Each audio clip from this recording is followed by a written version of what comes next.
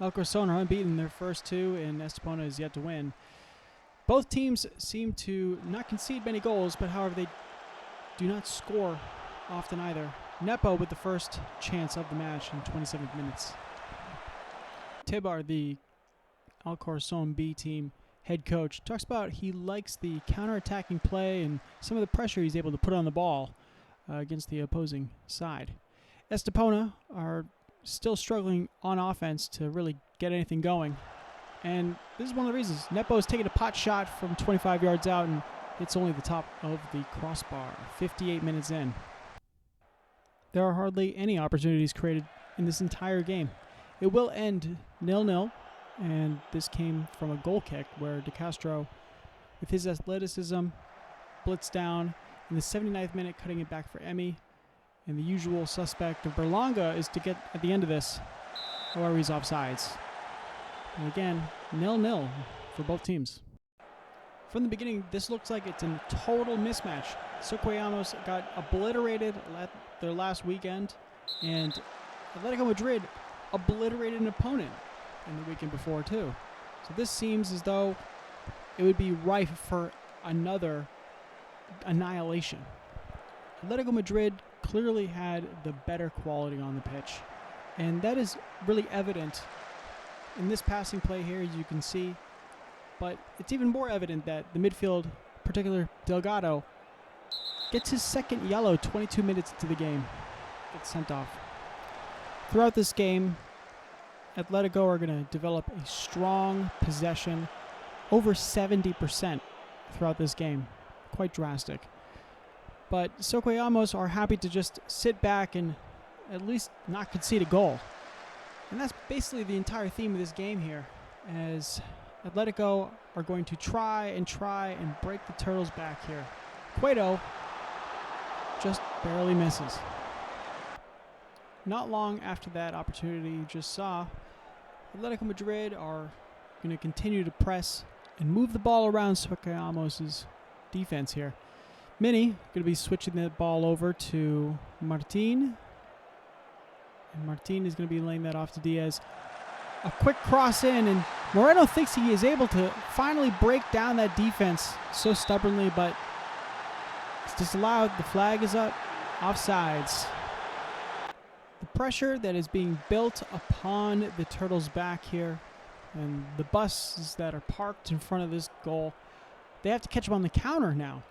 Sergio Diaz is able to put it through for Alberto Moreno. He's crossing it in to Cueto, laying it off to Mini for this long shot, and it's just over the bar again. The frustration builds. The Capital team, again, I want to just say is really showing that they're able to make these passing plays, and they've targeted the right side. Martin continuously finds penetration down this side here and is able to deliver balls into dangerous areas. Cueto is just not quite able to put that in. In this game, Socuellamos only get 2 shots and 0.27 XG. Atletico have well over 1 XG in this game and have been consistently dominant since the red card, and even probably before that. But Arumi is able to get that 100% record capitalized with Miguel's header. And Socuellamos continue to not have a point on the board. 1-0 to the Capital Club. Guadalajara are hosting Los Verditos from the Canary Islands. Guadalajara won their first game 1-0 and then lost it 1-0, while Atletico Paso are still unbeaten and continue their 3-game away run, this being their second game.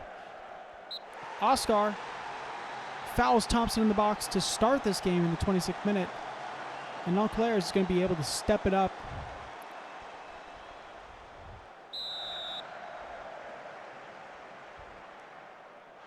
And puts a deft touch into the bottom left corner. It was a weak penalty, but he won't care. It's 1-0. Here, the Island team are able to get a free kick here, and Aneko is able to put this thing absolutely in the right spot around the wall. and we're going to head into halftime 1-1. However, in this game, what goes around comes around. Montclair is going to get a handball in the box and concede a penalty. Guadalajara face a mental error, and Paso have a chance to go up here. Borjas Martin blasts it down the middle, but it's saved by Samuel. We move to the 73rd minute. Ortega hits it out to Ayoze off the bar and then tries a Rabona, but it's only to the keeper. Looking at the stats, you can see that Atletico Paso had over 60% of the possession, as well as the better chances and about 0.4 XG better than the home side. This goal right here is substitute linking up to substitute. Biera completing the comeback, getting 3 points, and getting 7 from 3 games. Both teams are really coming from different angles at the start of this. Viennovens is coming off a 1-0 victory over Guadalajara, and Coria are still unbeaten. Rocha should have scored here, but Viennovens was really looking to push on and really trying to make this count. Coria was full of confidence, and Sergio Gomez putting it forward, and Nane, one touch, one finish. He continues his fine form, and this is why Luque is on the bench. But Nane, the big man, is never really done. He'll have another opportunity right before half here, straight from the goalkeeper. And the home side are very lucky to not have that go in. But Cordia were not done with this game. 70 minutes in, they're going to have their own opportunity, and it's going to be a familiar face. Nane is going to be stealing the ball and then dishing it out to Luque, the former starting striker, and he'll put one in from an acute angle. It's now 2-0, and Cordia look very, very confident going into the end of this. The away side were going to cap this off and make sure that Viennovens had no route out but a loss. They would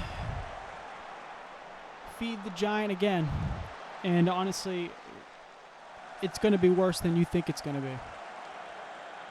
Company cannot save Nane's header. It'll make it 2 for him this game. 3-0 to the away side. But when you're down and out, why not just go route 1? See what happens. Victor is able to get it, but unable to score. But it was very close. One thing that Luque can do is deliver a good ball. Traver almost capitalizes, but it's over the top of the bar. After this game, the Viennovens coach described this as very humbling of a defeat. This goal is consolation, and Victor will dispatch it after having missed the first one. But there's no celebrations for the home side. This will end 3-1. But in a weird alternative universe, Viennovens could have drew this game if they finished their chances. Diego Casano has still not scored yet and lost 2 painstaking games, 1-0. The away side are really in hopes of points. And the fact is that, conceding goals and never scoring is not really sustainable. Cerdiniola can score. They've demonstrated they can do it on 5 occasions. Not this one, though. Garros thought he was going to be able to put it in, but the offsides flag was up. However, the Barcelona-based team is able to fashion chances when they're not necessarily available to them. Diego Casano are kind of lucky, if I'm honest. Bad play. Both teams found it quite hard to break each other down, and there was few shots. Barry disrupted play and got a push on him. This yellow would matter later in the game. It was exactly 12 minutes later that it would matter. Barry would push Abreu and get his marching orders. From there, and Devaya would waste this opportunity. An incredible save by Sergio. The game would end 0-0. Starting off this game, I was weary because Navalcarnero has the best offense in the league. And we've struggled to score so far. However, what I did know is that my team is slow because they're just older. And I was getting beat on the counter quite a bit. And I was trying to tinker with my tactic to understand how this could just be suppressed and not happen as much. You'll see here that I get caught out by Ian here. Abreu with a nice little 1-2 with him. He's able to race all the way down, and thank God Bernabe is able to put a chest on it behind. But as you could probably understand with my 4-3-3, Barragan is going to be creating a lot of the chances because he has the physicality to round the defenders. Pozo just doesn't have the quality to finish it on this occasion. I mentioned earlier as well that Navalcarnero have the best offense in the league, and I also notated that I'm getting caught on the counter quite a bit. I think this really illustrates why we conceded first. The ball over the top, Ian was able to get it to Abreu, the pacey striker, and nice clean finish one time. 1-0 to the away side. Now, one of the big subs that I made for this game in terms of the starting 11 was Kundul. He started ahead of Yarai, and I felt convicted, and I felt like I was almost right based on this chance here. I also started Catala in the game instead of Rayo after that poor performance from the previous game, so this immediately told me that this was the correct decision. Ruben Catala getting a goal. 2 goals and 2. Now in this game also I switched to a more counterattacking, soak up the pressure and break. Madrigal here, I mean, beats his man, puts the ball in, and Catala, you guessed it, number 2. Now it looks a little harder for Rayo to get his spot back. However, I cannot underestimate how good Navalcarnero's offense is. Heel with the touch and the finish. It's spectacular. Just the ball over the top, the whole 9 yards. So difficult when you think you're up. Madrigal takes a shot here, and it is so close, I almost thought it was in when I first saw this. However, in extra time, we will have a hero. A hat-trick hero. What's incredible about this is the fact that I dwelled over who was going to play striker, but my decisions are made way easier. Catala with the penalty, the hat-trick, the 3 points. We are still unbeaten. Navalcarnero now have the worst defense in the league. Los Gimnásticos hosted Cacereño in this 3rd week here. Segovia coming off that 6-5 shootout with Navalcarnero, and Cacereño coming off an absolute beating in the game week before, and also a 3-0 loss to Cerdanyola in game week 1. Ramses, the head coach for Segovia, notated that he believes there's going to be a reaction in this game, and Cacereño is really hoping to get some points on the board, honestly. Arribas gets an early chance here, but they're able to keep it out. The away side would not have to wait that long to get their 2nd goal of the season and their first lead.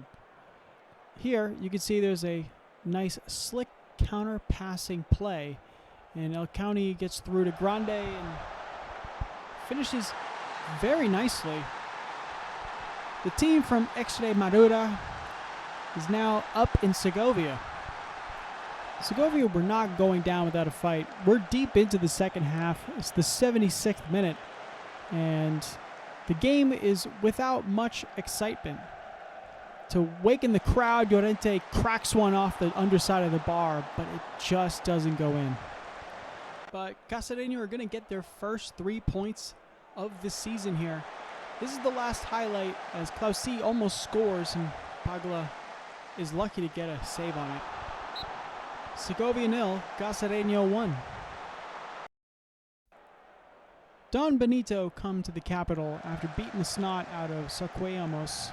And Adarve have won 2 games in the bounce, 1-0 each.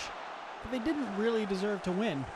And so both managers stated, for some reason, oh, they're going to struggle. But Campaure knows the answer. A strong header to put Don Benito in the lead at the 66th minute. This game only had 2 highlights, and they were both goals.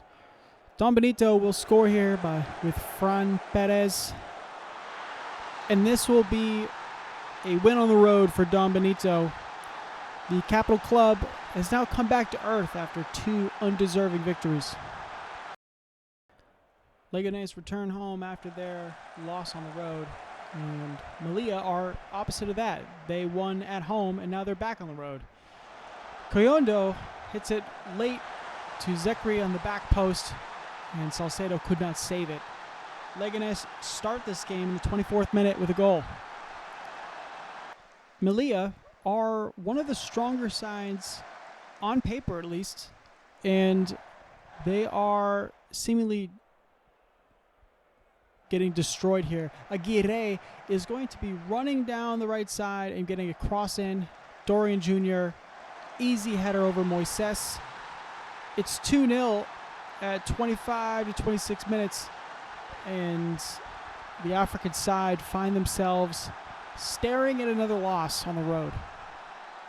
Later on in that first half, Melilla are able to wake up a little bit. However, Moises can't steer it on the goal. A bright spot from Melilla's point of view was Gonzalez in the last week, as well as Danny Garcia, but unable to do so last time. Got tipped over and he's offsides. However, there were spots where Leganés was able to really string passes together, but they did have sloppy points. Fran Nunez was able to outpace everybody and get a real good look at goal, but it's tipped over the bar. These B teams seem to be very stubborn and able to break down even some of the better teams that are smaller here. Atletico, Leganés, Alcarazón, they seem to be at the top half of the table and generating good chances. Arauz misses this one, but the home side win 2-0 here. And this is the wrap-up for game week 3. After all that action, you can see the table here. Atletico Madrid B is perfect and have scored 7, allowed 1, and all 9 points. Right behind them are also unbeaten Coria and Atletico Paso with 2 wins and a draw apiece. And right on the heels, just 2 points behind. Don Benito beat Adarve this week and has now climbed above them because the separator is, after points, is head-to-head. So therefore, they're in 4th. Adarve is in 5th. Level on points is Leganés and 6 points. And then you find myself in 7th and 8th, Montijo and Alcorazon on 5. We played each other earlier and we drew. So we're also unbeaten, which is pretty cool too. They're in 9th, getting into the bottom half of the table. You can see Cerdanyola from Barcelona and then also Naval Carnero. This team has the best offense and the worst defense with 3 points. With that being said, you got 6 teams on 3 points. So it is very, very, very tight right here with Villanovens, Cacereño, Segoviana, and then a surprise team down here that struggled so far in the first 3 games is Melilla. The African side has a -1 goal differential and only won their second game against Cerdanyola. Also down here, Guadalajara, in the relegation zone, that is. And then Estepona with only 2 draws, and it's a 0-0 and a 1-1 against some stronger teams in this division too, so that is important to note. Diocesano, they definitely look like they've been struggling so far in the opening stages. 0-0 is the only point they got out of Cerdanyola, and they've never scored in a game yet. But none can be worse than Soqueamos. 3 losses from 3. No points. 1 goal for, 8 against, and the worst goal differential of -7. Cacereño is the only one that can even compare, and that's just because of the fact that they got drummed 5-1 by Atletico Madrid B, and also that 3-0 loss in the opening game of the season. But let's move on to the profile. Here you can see Temenishkov, the Bulgarian, is still at the top of the Golden Boot race because of his heroics in the second game week. Catala, my boy, on loan from Levante. He is marinating quite nicely so far at 19 years old. And he's got 4 goals. Nico Kata, very, very talented for the Barcelona team. Going on to assists, nothing to separate. Same with shutouts. Players of the match, though, Ruben Catala got his second player of the match, and that is exciting to see. So that being said, this will close out game week 3, and we'll move on to game week 4. Will Atletico Madrid B team continue their perfect run? Will Coria Paso be able to remain unbeaten? How will I do? Who knows? Soqueamos, can they get a point? Diocesano, can they score? I mean, we got storylines, folks. It's all going to be here, and we're on the next episode.